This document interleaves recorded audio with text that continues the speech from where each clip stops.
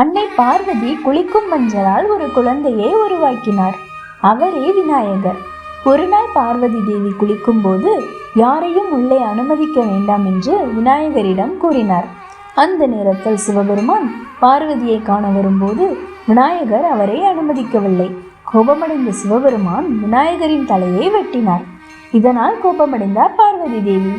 தேவியின் கோபத்தை குறைக்க சிவபெருமான் யானையின் தலையை இணைத்து விநாயகரை உயிர்ப்பித்தார். இதற்கு பிறகு விநாயகருக்கு யானை முகம் கிடைத்தது.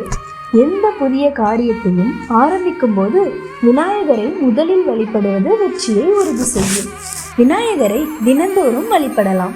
எனினும் மாதந்தோறும் வரும் சங்கடாக்கர சதுர்த்தி அவருக்கு உகந்த நாளாகும். ஆவணி மாதம் வரும் விநாயகர் சதுர்த்தி மிக விசேஷம். அந்த நாளே விநாயகரின் பிறந்த நாளாகும். அவருக்கு அருகம்புல் கொழுக்கட்டை நெய்வேத்தியம் செய்தும் வழிபடலாம்.